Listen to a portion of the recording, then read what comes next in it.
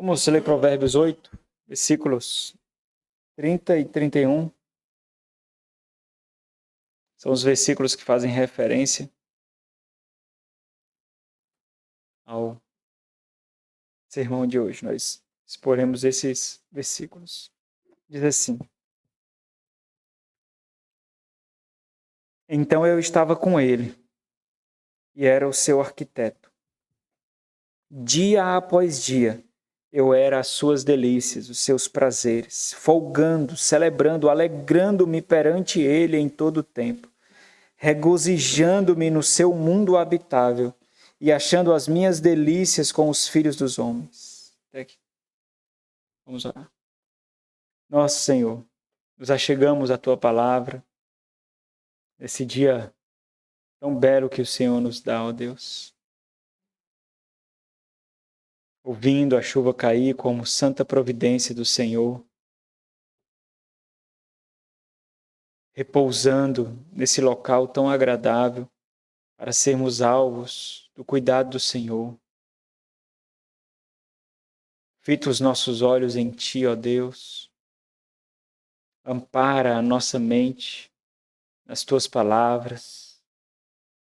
Atrai-nos, ó Deus, de forma irresistível para que possamos ouvir o Senhor, sermos assaltados, tomados pelos Teus santos ensinos, como filhos que precisam das orientações do Pai, como filhos que entendem os perigos, como filhos que temem tropeçar, temem fraquejar, então precisam ouvir as orientações do Pai, mostrando os perigos, as armadilhas, os laços.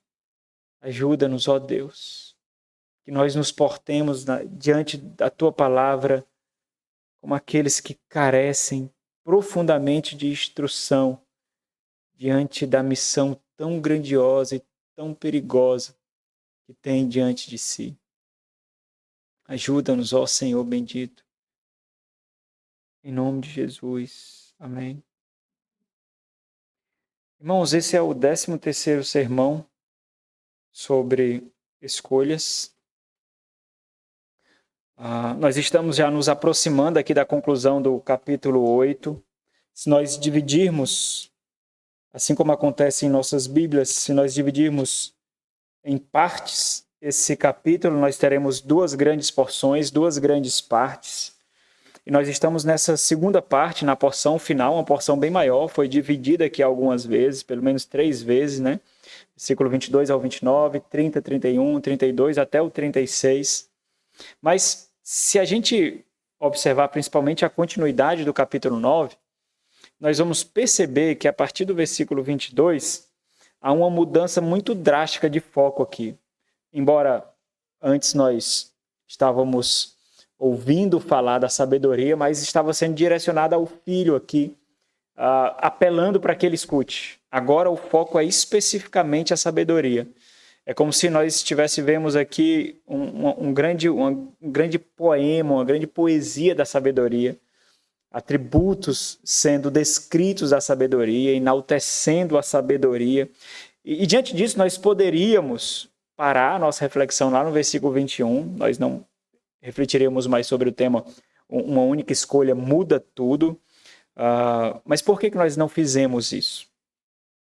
Porque as nossas escolhas, elas sempre são amparadas em algum fundamento. Elas sempre são sustentadas em algum fundamento. Nós não fazemos escolhas no vácuo. Nós fazemos escolhas suportadas por algo e essas escolhas sempre apontam para um propósito. Nós temos algo em mente. Algo que nos causará deleite, algo que nos causará satisfação. Então, imagine que a grande dificuldade de fazer escolhas é porque, e daí então, quando nós não estamos tão próximos do Senhor como nós deveríamos, quando nós não estamos tão cheios de Deus como nós deveríamos, nós vacilamos tanto em fazer escolhas, porque nós precisamos fazer escolhas dentro de um vazio que nós temos. Quando nós temos menos de Deus, quando nós temos menos intimidade de Deus, quando nós temos menos conhecimento de Deus, e existe um vazio diante de nós. Porque na experiência comum, quando nós vamos fazer escolhas, nós contemplamos os resultados dessas escolhas. Onde essas escolhas nos levarão? Se nós estamos mais próximos do mundo e de nós mesmos e mais distantes de Deus, nós não veremos nada em relação a Deus, mas veremos tudo em relação a nós mesmos e às nossas vidas. Daí, então, por isso que é tão fácil nós escolhermos para nós e não escolhermos para Deus. Porque nas nossas escolhas, quando nós contemplamos os propósitos dela, nós nos deleitamos. E por estarmos vazios de Deus, termos menos intimidade de Deus, gastarmos mais tempos com nós mesmos, conosco mesmo, mais tempos com o mundo, nós vemos tudo em relação a nós e nada em relação a Deus. Quando nós pensamos em escolher em relação a Deus, nós vemos um vazio, porque nós não estamos cheios de Deus, nós não estamos tão próximos de Deus, nós não estamos em tanta intimidade com Deus, e é por isso que nós somos tão vorazes em defender as nossas escolhas erradas, porque nós vemos piamente que o propósito é bom, nos dará prazer, deleite e satisfação. Daí então as nossas escolhas, elas não começam no momento em que nós as tomamos, mas elas começam desde quando nós contemplamos a Deus. Escolhas, elas começam quando nós temos fé, quando nós nascemos de novo. Ela é o fundamento disso tudo. Então, as nossas escolhas, elas, pelo menos aqueles que temem a Deus, têm que exibir o fundamento da palavra de Deus e o propósito da glória de Deus. Por isso, como é descrito a partir do versículo 22, a sabedoria ela deve ser o fundamento e o propósito das escolhas de todos aqueles que temem a Deus. Ou seja, nós glorificaremos a Deus, nós honraremos a Deus em nossas escolhas, na proporção em que nós exibirmos sabedoria em nossa decisão. E é interessante aqui porque exibindo sabedoria, exibi-la deve ser o fundamento e o fim dos nossos propósitos. Mostrar que nós não somos ligados, nós não somos conduzidos pelo nosso próprio entendimento, mas nós somos conduzidos pelo temor do Senhor, e isso só vai acontecer quando nós entendermos que, fazendo isso, nós glorificamos a Deus. Porque as nossas escolhas elas podem glorificar a nós mesmos, elas podem trazer satisfação a nós mesmos. Na maioria das vezes, nós revestimos isso, não é, irmãos? Para que pareça piedoso, para que pareça prudente. Eu poderia dar inúmeros exemplos aqui, ia cair na cabeça de cada um, porque essa é a prática comum. Nós tomamos escolhas erradas e depois nós revestimos essas escolhas com roupas piedosas, belas. Mas no final das contas nós sabemos, e nós vamos concluir esse sermão falando especificamente sobre isso. Quando é que eu entendo que as minhas escolhas elas foram conduzidas por sabedoria, e o propósito delas foi a glória de Deus? Quando é que eu entendo isso? Existem mecanismos para entender isso. É aquele momento em que eu digo assim, é isso. É isso. Fiz. Pronto. Quando? Quando isso acontece? Isso é importante, porque tem pessoas que nunca estão saciadas. O corpo sempre pode ficar mais belo, o entretenimento sempre pode ser maior, o dinheiro nunca parece suficiente, os bens nunca parecem suficiente, a estabilidade de concurso público nunca parece suficiente, né? As pessoas não se contentam mais com um concurso, faz um para servir de ponte para fazer outro, para servir de ponte para fazer outro. Quando então nós podemos perceber como piedosos e dizer assim, foi isso. O Senhor me chamou para isso. E as escolhas que eu fiz para Ele me levaram até aqui. É isso. Bom, nós temos muitos instrumentos para medir isso. O grande ponto é que, pelo próprio vigor da sabedoria, nós não olhamos para esses instrumentos, esses atributos. Porque Deus é vazio em nós. Nós estamos tão cheios de nós mesmos. Deus é vazio de nós. Então, quando nós precisamos de um fundamento, nós temos a nós mesmos como fundamento. Quando nós precisamos de um propósito, nós temos a nós mesmos como propósito. Isso nos dá deleite. E é isso que nós fazemos, né, irmãos? Nós escolhemos aquilo que nos dá deleite. Se Deus não nos dá deleite, nós não escolheremos para Ele. Sempre vai ser chato ler a Bíblia. Sempre vai ser chato gastar tempo com oração. Sempre vai ser chato ler bons livros. Porque o nosso deleite não está lá, é apenas uma obrigação, um dever. Então, veja que nessa porção aqui, a sabedoria ela não é apresentada como uma experiência. Ela já foi apresentada como uma experiência várias vezes, mas aqui ela é apresentada como uma pessoa que deve ser exibida em nós. Como uma pessoa que deve ser exaltada por nós. Uma pessoa de quem nós devemos dar testemunho aqui. Especialmente nos versículos 22 ao 29, mas nós podemos colocar até os versículos seguintes. Nós somos inundados com a grandeza da sabedoria.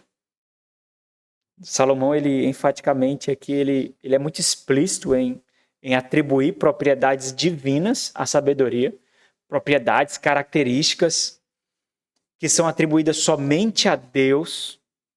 Salomão atribui a sabedoria, e é interessante porque isso nos lembra do segundo mandamento, isso nos lembra do terceiro mandamento.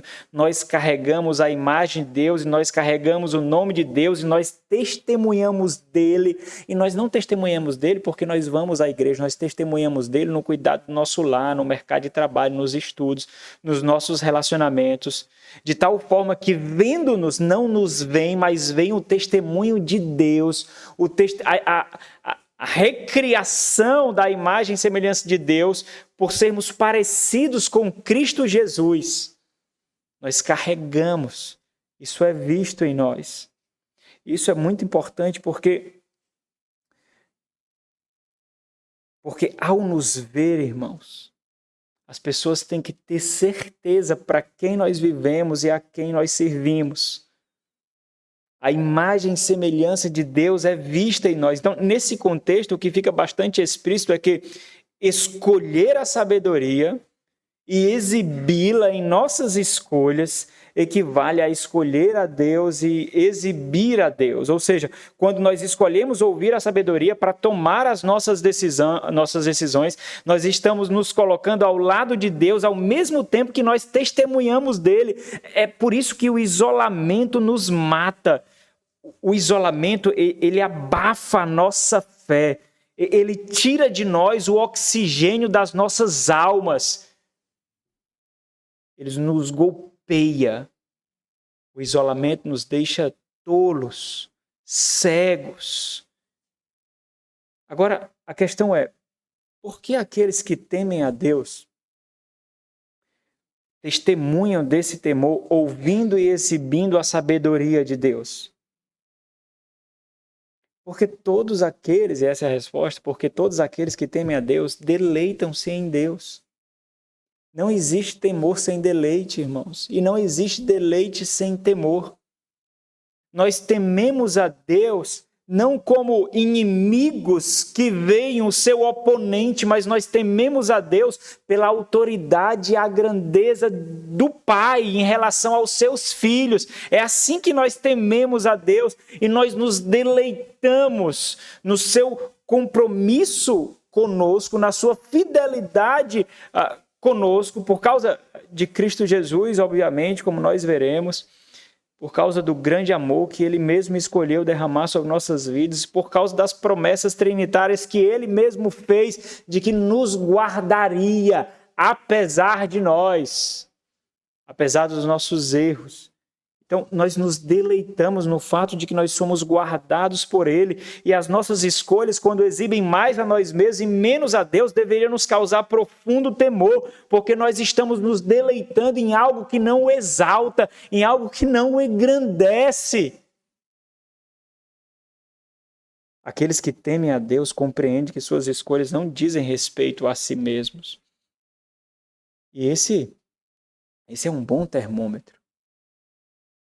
No vazio de Deus em nós, por causa do ativismo, da correria, do consumismo, do materialismo, do frenesi desse mundo que tende a nos cegar para o Senhor, que faz da religião apenas um ansiolítico que nós tomamos 2, 3 vezes por semana.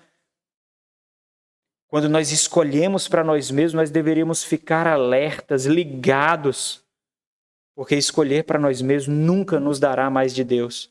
Nunca, nunca. Nós tememos a Deus porque nós nos deleitamos nele. E nós escolhemos de tal forma que exiba o nosso temor por ele, o nosso amor por ele, a nossa afeição por ele. Imagine como isso é fácil de perceber quando nós nos casamos e temos os nossos filhos e projetamos a nossa família. Eu quero ter a casa tal, o carro tal, e nós projetamos o futuro dos nossos filhos. Olha, o meu filho vai fazer a faculdade tal, eu vou prepará-lo para fazer o curso tal, quando tiver uma oportunidade ele vai fazer o concurso tal. Nós projetamos tudo, mas Deus simplesmente não está lá. Ele não está lá. Nós tentamos colocar alguns adornos espirituais, alguns pingentes espirituais, se Deus quiser, em nome de Jesus, para a glória de Deus. Deus é maravilhoso. Nós tentaremos fazer isso tudo, mas ele simplesmente não está lá. E no final das contas, é isso que importa. Nós nos preocupamos em adornar toda a nossa vida desse lado da eternidade e esquecemos de adornar a nossa vida no mundo por vir. E no final das contas é isso que importa, irmão. É só isso que importa. Não adianta o quanto nos enganemos. Enquanto nós acharmos que o nosso sucesso desse lado da eternidade corresponde ao nosso sucesso do outro lado da eternidade, nós estaremos completamente errados. Desse lado aqui, mendigos são ricos do outro lado. Nós nos enganamos com isso.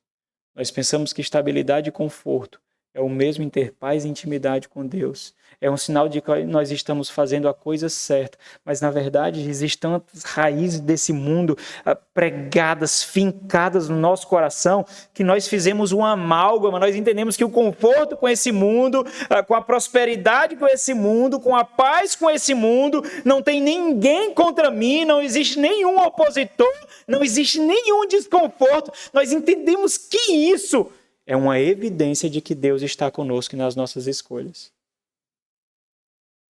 Por isso que quando acontece o oposto, é muito fácil nós abandonarmos a Deus. Existe tanta inimizade, existe tanto conflito, existe tanto confronto, existem tantas necessidades, existem tantas lutas. Por que acontece isso? Essa nunca foi a experiência dos homens e mulheres piedosos do passado, nem das Sagradas Escrituras, nem da história da igreja. Na verdade, a ausência de oposição era um perigo, era um alerta, como nós ouvimos no último sermão aqui, domingo pela manhã, presbítero Eliseu. É isso. Será que eu estou tão parecido com esse mundo assim? Será que esse mundo me abraça com tanto cuidado, com tanto afago? Será que esse mundo me acha belo? Por que eu atraio tanto esse mundo? Por que eu atraio olhares perversos? Uma vez uma jovem veio me pedir um conselho sobre homens que estavam atraídos por ela. Existia um padrão nessa atração. Eram homens que não amavam a Deus, homens que já tiveram toda uma vida anterior e a buscavam para tentar seduzi-lo.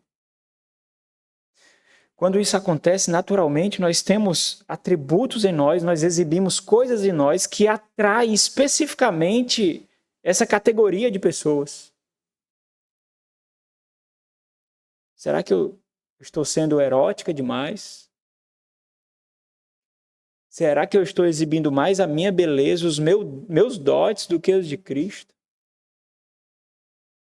Nós desperdiçamos com muita facilidade, por causa da falta de intencionalidade, os alertas que o Senhor nos dá. Mas por que nós fazemos isso? Não é por ignorância, é por deleite. Nós mostramos que amamos esse mundo mais do que amamos a Deus. E nós não queremos ver. Não tem um ditado? Pior cego sou eu. Diga. Não é assim? Nunca é por ignorância, irmãos. Não é por ignorância. Você já tem acesso a mais conhecimento do que muitos crentes do passado tiveram em toda a sua vida.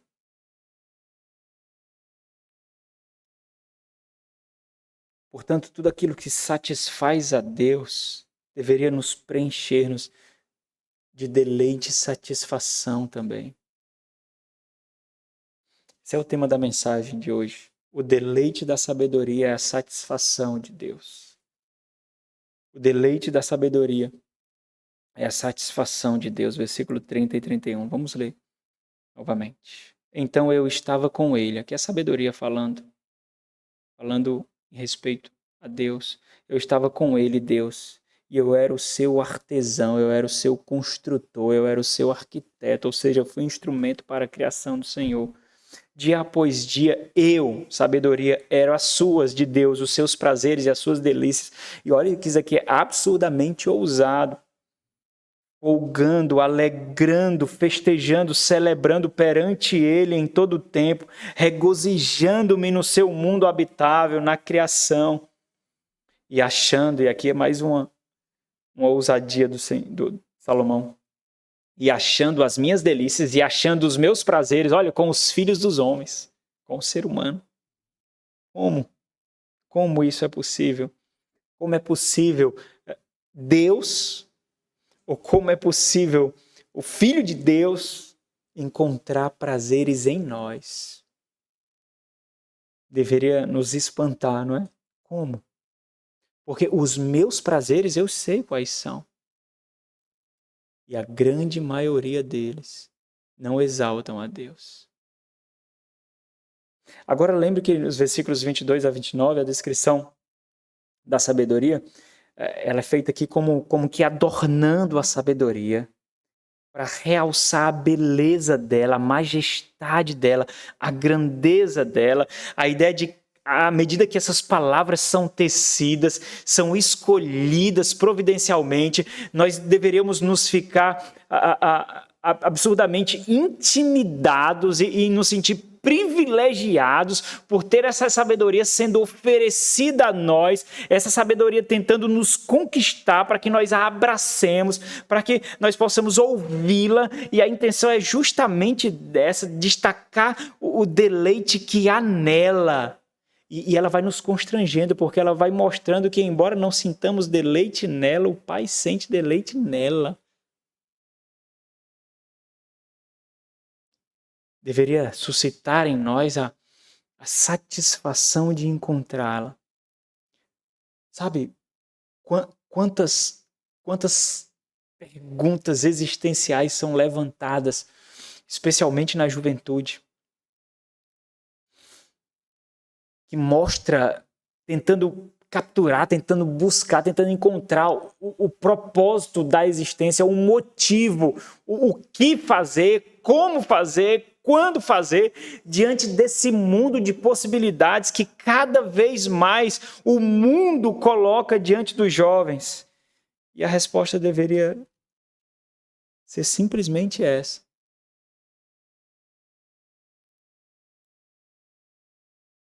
escolher para Deus, para a grandeza dele, para aquilo que não colocará entulhos para minha devoção e deleite nele, para aquilo que não colocará obstáculos, dificuldades, enigmas, armadilhas, para exaltação e deleite nele. Não importa o que eu perca com isso. Não importa o que o mundo diga que é tolice. São oportunidades não aproveitadas. E isso não me importa. Eu nunca almejei isso. Meu pai pode almejar, minha mãe pode almejar, as pessoas ao meu redor podem almejar, mas eu nunca almejei isso. Nunca. E a minha riqueza não será bens. Se tiver, vai ser um mero efeito colateral, mas eu nunca vivi para eles. Minha riqueza será o Senhor. Isso vai testificar de que o meu deleite independe das circunstâncias. Porque o meu deleite é Ele. É ter paz com Ele. Satisfação, não porque eu posso comer num restaurante caro, não porque eu posso fazer viagens grandiosas, não porque eu tenho uma casa sem goteira, não porque eu tenho um carro novo, mas por causa dele. Dele. Simplesmente por causa dele.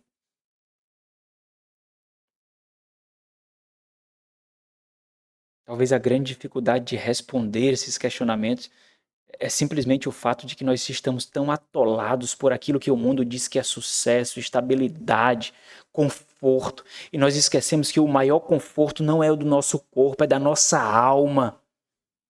Quando nós temos a nossa alma afagada, cuidada, amparada pelo Senhor que a teceu. Esse é o conforto. As circunstâncias são apenas miragens. Elas não são conforto. O conforto é a nossa alma. O conforto ele não é passageiro. Os bens podem ser tomados de nós, a beleza, o tempo vai se encarregar de tomar, não tenha dúvida. Mas o adorno da nossa alma é eterno. E ele só aumenta. Ele só aumenta. E a intenção aqui é justamente destacar essa satisfação encontrada. Encontrei. Não é, eu me encontrei num curso, eu me encontrei numa profissão, eu encontrei a pessoa amada. Não é, eu encontrei a satisfação que eu tenho nele. Parece que a gente está sendo cortejado aqui, sabe? Está sendo cortejado, sabe? Como um pássaro, um animal faz a sua dança do acasalamento. Parece que isso está acontecendo conosco aqui, para que nós fiquemos encantados por sua beleza, a sua formosura. Não ver isso é um grande sinal de vazio de Deus em nós, irmãos. A intenção é que sejamos atraídos por sua beleza. Agora reflita comigo. O que o Senhor está nos ensinando nisso tudo, então? O que o Senhor está nos ensinando? Será que todo esse enredo seria elaborado por Deus para simplesmente nós considerarmos uma mera opção ouvir a sabedoria? Será que todo esse enredo elaborado por Deus não se coloca diante de nós como um absurdo e vital imperativo? Como se nós pudéssemos dizer simplesmente assim: não quero. Eu ouço se eu quiser. A vida é minha. Os planos são meus. E eu sei que muito dificilmente nós falaremos isso audivelmente, mas nós falamos aqui e falamos com as nossas escolhas. Quantas vezes você já ouviu e escolheu o oposto? Quantas vezes? Quantas vezes você só foi surpreendido por alguém que o ama e lhe questionou, dizendo, por que você fez isso? E você não teve palavras para se desculpar. Como um filho que é pego em flagrante fazendo uma maldade no seu lar, e o pai o surpreende, e ele tenta se esquivar com mentiras, sem qualquer fundamento, qualquer elaboração. Mas no final das contas, lá dentro ele sabe que está tirando essas palavras de um vazio, até ser encurralado com o fato de que foi sua simples autonomia sendo soberana sobre a vida dele. Eu sei. Eu sei. Será que sentimos prazer e segurança em qualquer outra coisa além da sabedoria? Não deveria ser uma forte denúncia contra a nossa fidelidade a Deus, irmãos? Como eu posso dizer que sou fiel ao Senhor, que amo ao Senhor? Entenda, fidelidade a Deus não é ausência de erros, não é ausência de pecado, é ausência de luta, de combate, ausência de mortificação, ausência de pranto. Não é perfeição. Muitos acusam aqueles que os exortam, quando pensam que esses que os exortam, quando pensam que esse que os ensina, espera deles perfeição. Nunca é perfeição.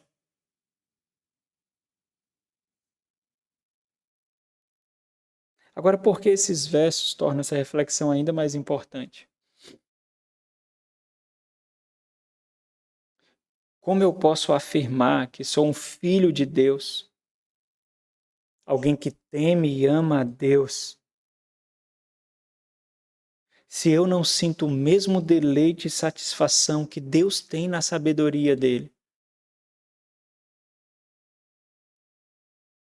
Sabe, aqueles que ficam encantados ao ouvir um direcionamento do qual passaram a vida toda buscando e nunca conseguiram encontrar, mas naquele instante parece que a floresta que tem diante dele é simplesmente aberta como uma estrada para peregrinar.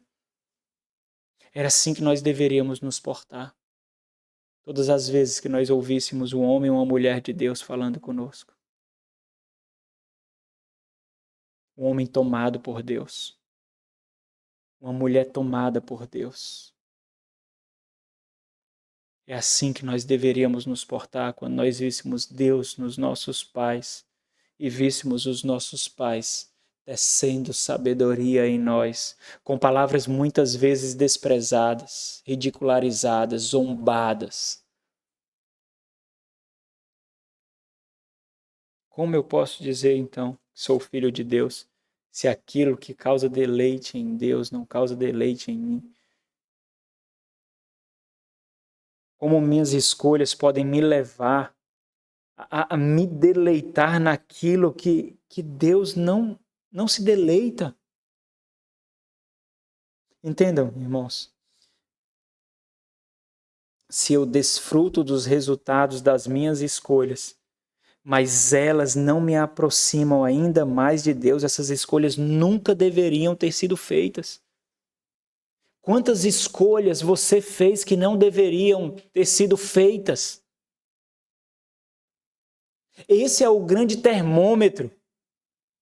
Não é quanto conforto ela me dá, não é quanto prazer ela me dá, não é quanto satisfação ela me dá. O foco não sou eu, mas é o Senhor da glória, é Ele. Porque na maioria das vezes isso pode me dar absurdo desconforto físico exterior. Mas a proximidade que eu tenho dele, ao fazer essas escolhas, me trará profundo conforto em minha alma.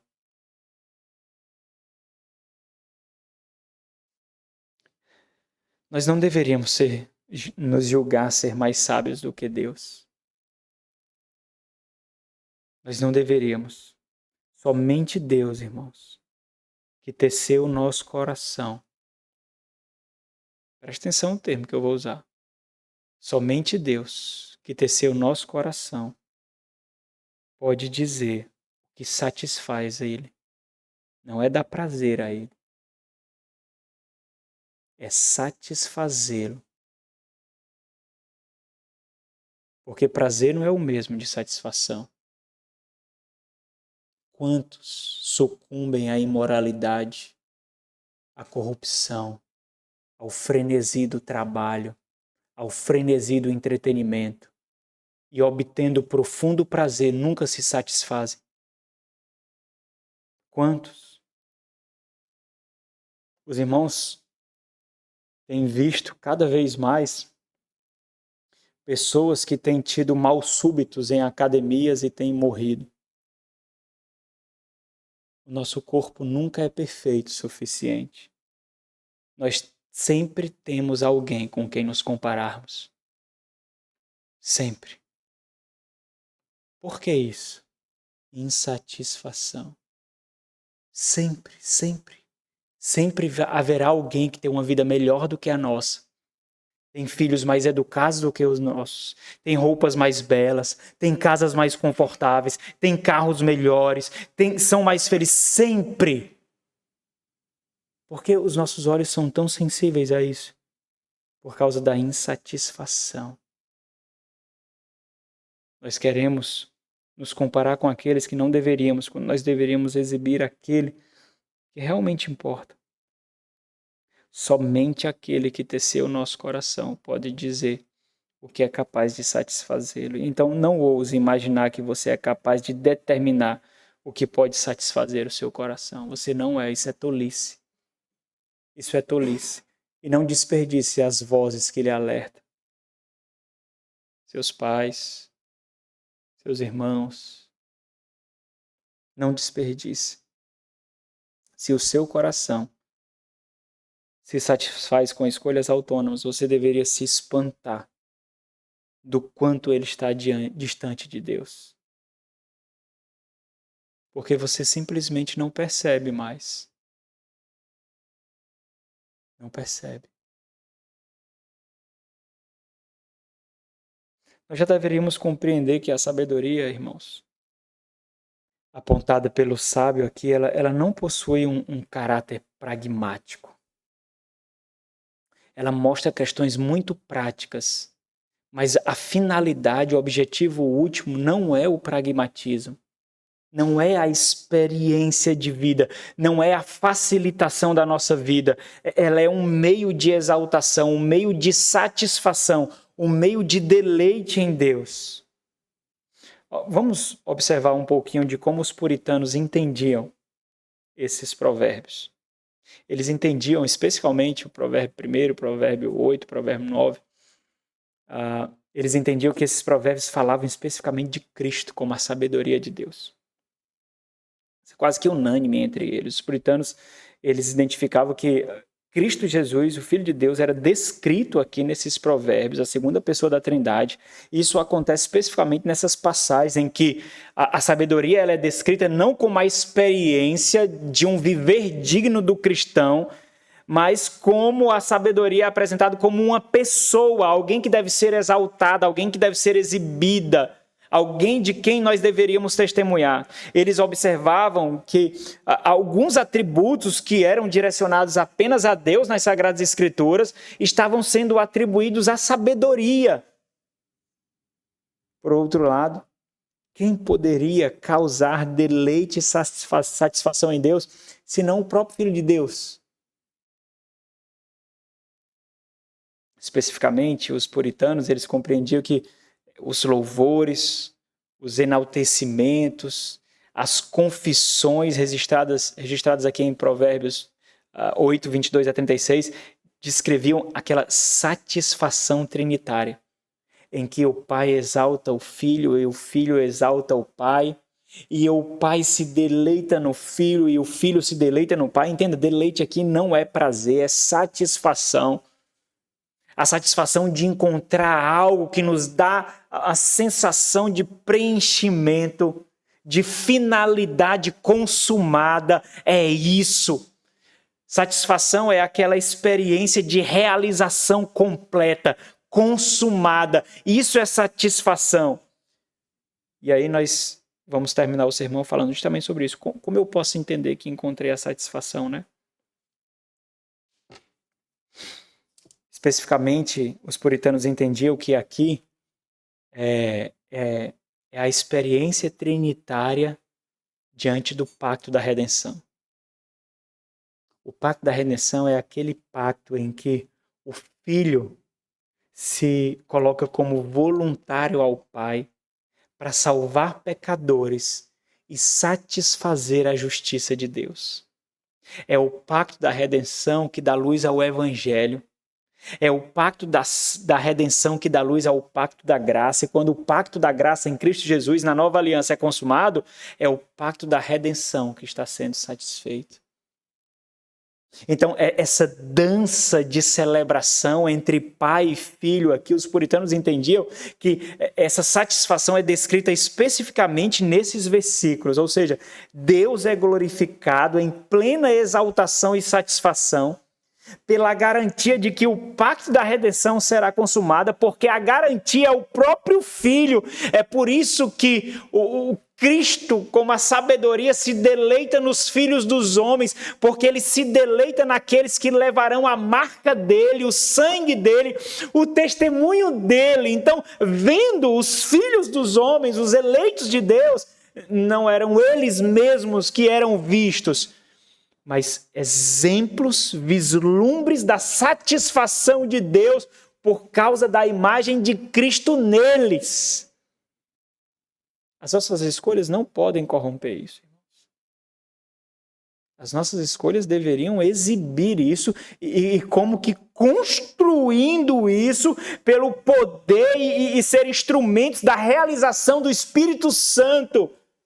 Cada escolha, um bloco colocado, cada escolha, uma massa enxertada, cada escolha que nós fazemos deveria servir para isso, não eu. Que eu quis, porque eu fiquei feliz, é porque eu achei isso, é porque eu entendi isso. Nunca é assim, irmãos, nunca deveria ser assim, nunca. Eu.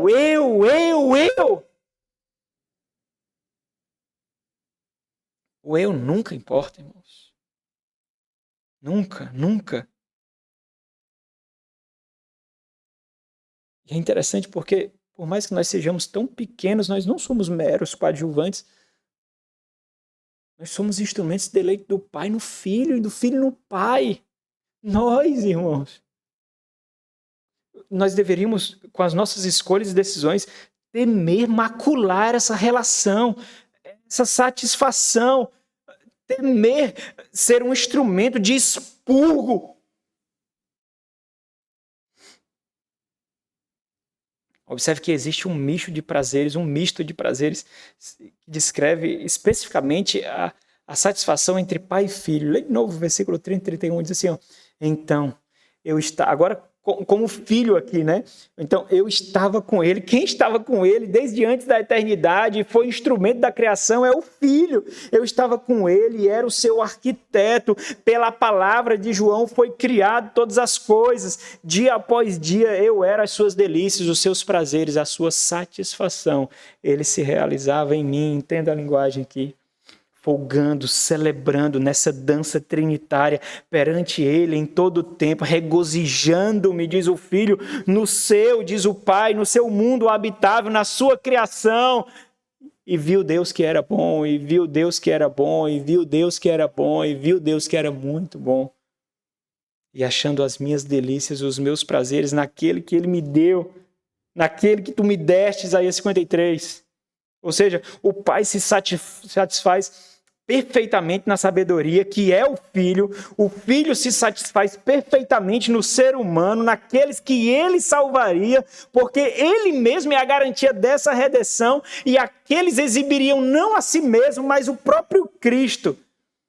Thomas Goodwin, um puritano, pensando nisso, ele destacou a certeza da salvação para a satisfação de Deus, o Pai. Porque ela, a salvação, estava em mãos seguras antes mesmo da criação do mundo, porque o Pai e Cristo haviam se comprometido numa aliança, que é essa da redenção, um para morrer, o outro para aceitar essa morte por nós, pecadores. Agora, o que isso significa diante de tudo que nós temos visto sobre as nossas escolhas? Tudo, né? Exibir a sabedoria de Deus em nossas escolhas equivale a exibir Cristo que satisfaz a Deus, irmãos. Exibir sabedoria equivale a exibir Cristo, sermos instrumentos da satisfação de Deus por causa de Cristo. Nós não fazemos escolhas que Cristo não faria, nunca, porque Cristo não faria uma escolha que não satisfaria a Deus. Quando ele pôde inúmeras vezes salvar a sua pele, até mesmo com um dos seus mais chegados, ele disse, afasta-te de mim, Satanás.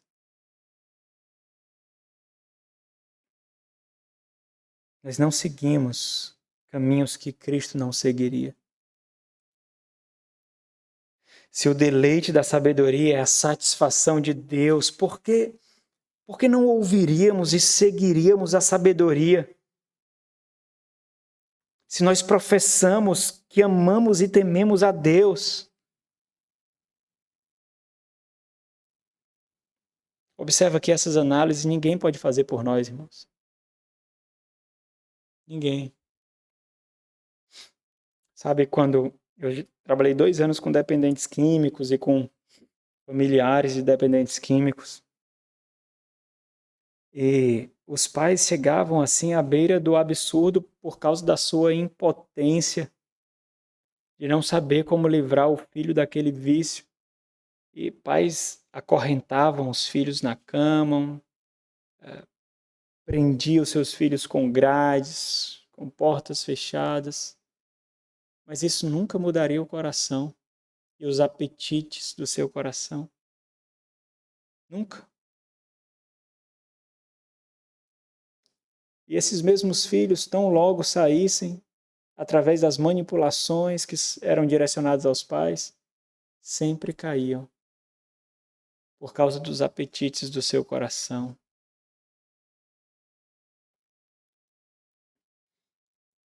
Ninguém pode fazer por você o que só você mesmo pode fazer. Ninguém. Não adianta quantos sermões você escute, quantas visitas, quantos aconselhamentos você tenha, quantos livros você lê. Não adianta. No final das contas, a maior desgraça vai saber que,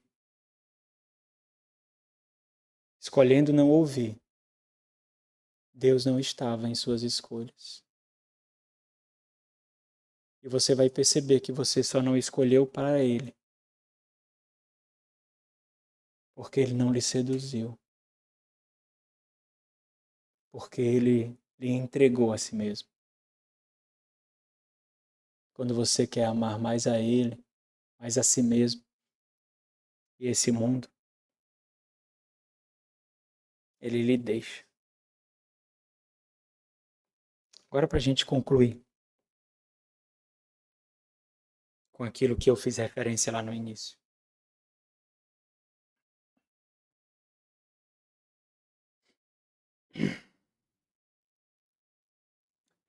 Diante de tudo isso que nós refletimos aqui, aplicando as nossas escolhas e os nossos projetos.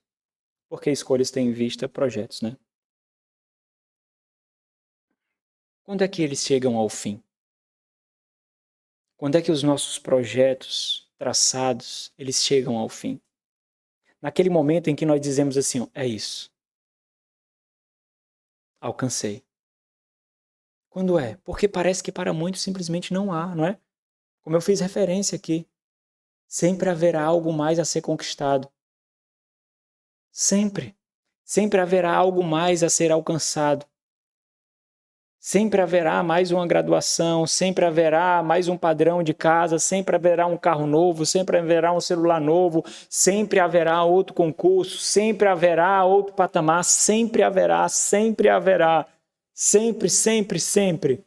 Sempre haverá uma viagem melhor, sempre haverá o padrão do corpo melhor, sempre haverá. Quando então os nossos projetos chegam ao fim? Você consegue identificar isso? Você consegue perceber quando os seus projetos eles foram concluídos, eles foram estabelecidos e então você os mantém, diz, é isso. A minha mordomia em relação a isso será o campo no qual eu glorificarei a Deus, é isso. Quando eles chegam ao fim, ao ponto de você dizer, é isso. Lembra da nossa reflexão dos versículos 20 a 29? Lembra lá? Nós nos concentramos no profundo, intenso, inconstante apelo da sabedoria para ser ouvida. Nós focamos nos motivos para que isso aconteça, devido à sua grandeza, à sua beleza, à sua majestade, à sua formosura, à sua esperança. Nós destacamos a sabedoria como um instrumento para o estabelecimento da vontade de Deus, um instrumento para o estabelecimento da vontade de Deus.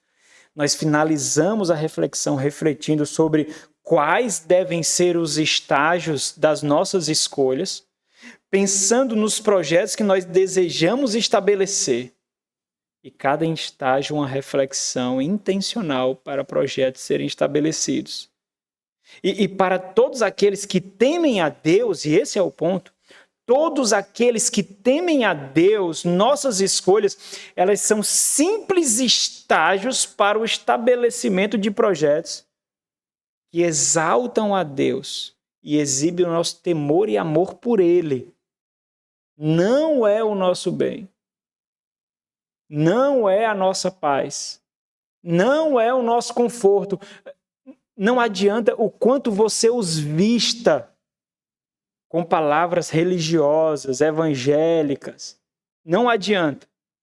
Porque para o crente, irmãos, o que realmente vale, o que realmente nós almejamos, não é o estabelecimento ou a realização do projeto em si, mas se esse projeto exibe o nosso temor e amor por Deus.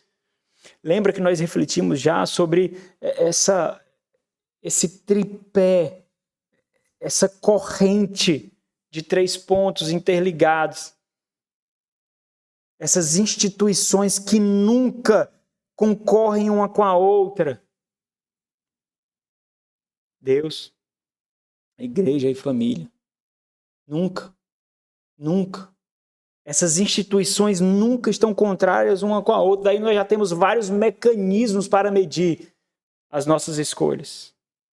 Não é a nossa realização, mas é Ele. Caso contrário, meus irmãos, haverá gozo, sem sombra de dúvidas. Haverá gozo, haverá prazer, mas não haverá satisfação.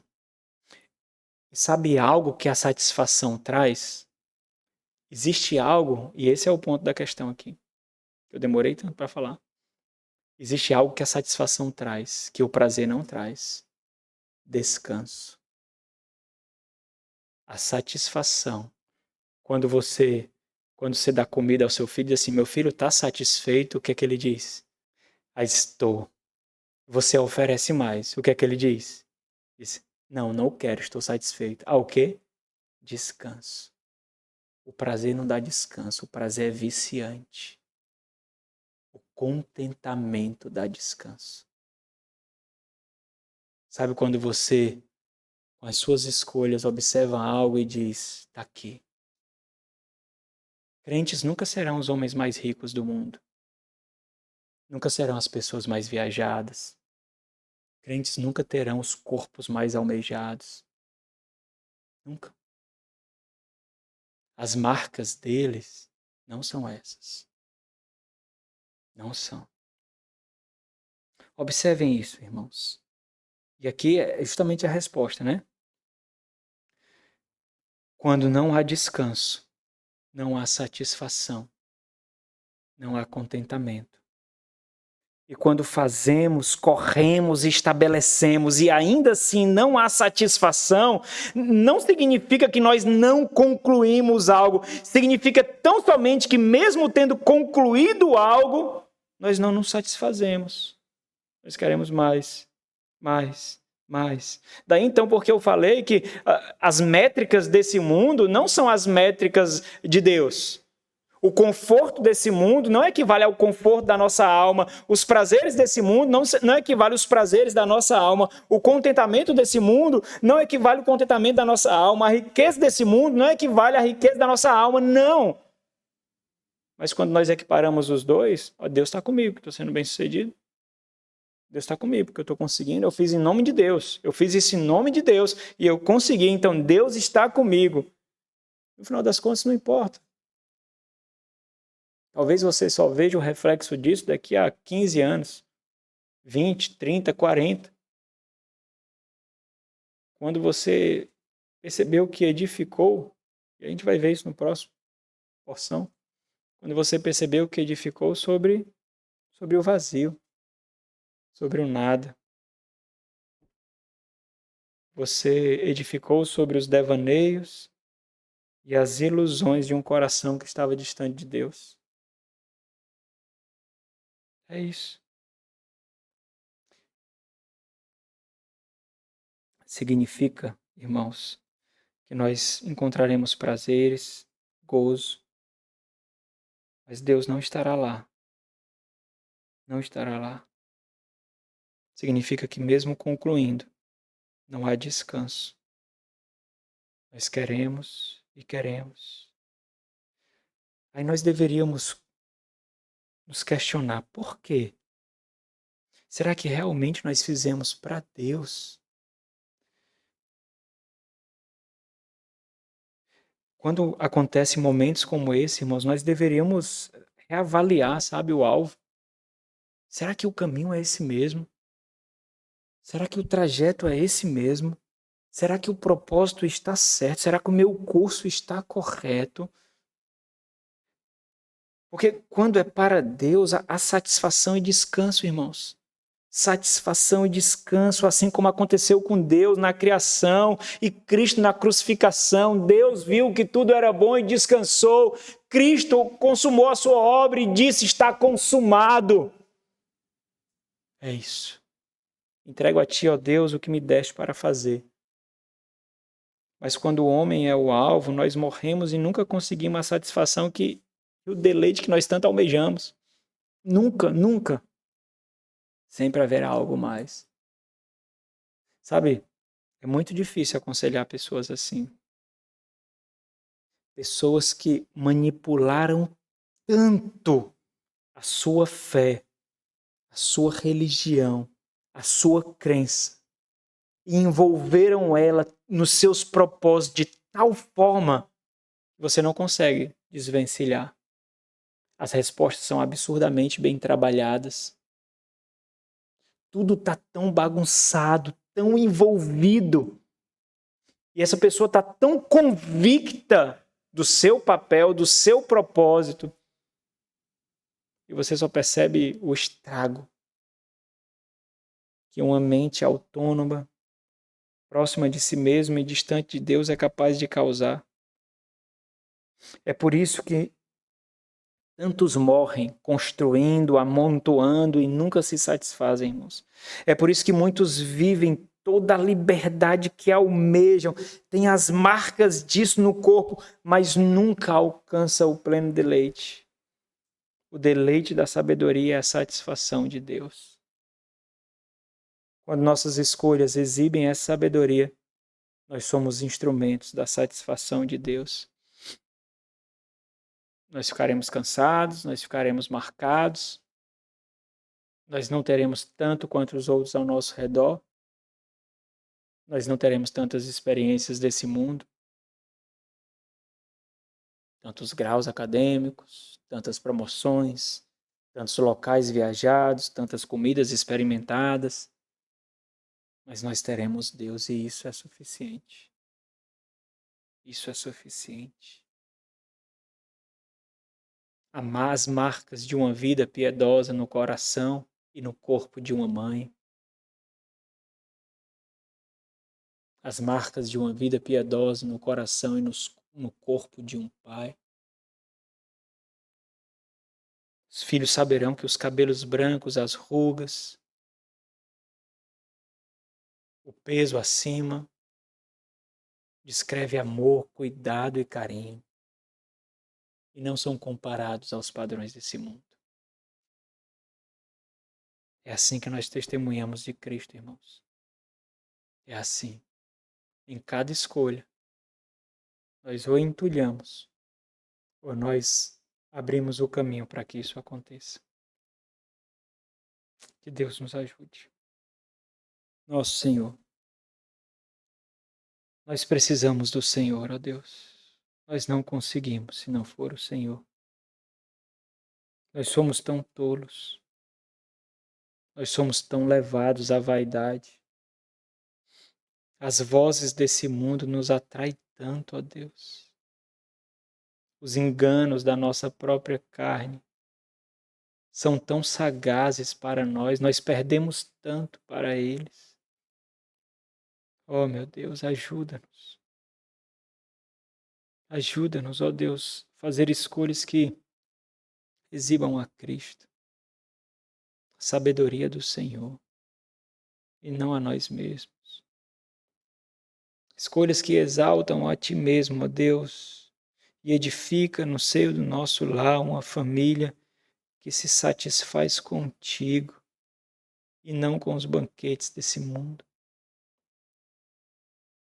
Alerta-nos. Coloca vozes ao nosso redor para que não sucumbamos ouvindo a nossa própria voz. Dá ouvidos sensíveis, corações contritos, ó Deus. Não nos permita que nós sejamos nosso mais ferrenho inimigo, o nosso próprio chacal. É por meio de Cristo, ó Deus, aquele que é a tua satisfação que rogamos. Amém.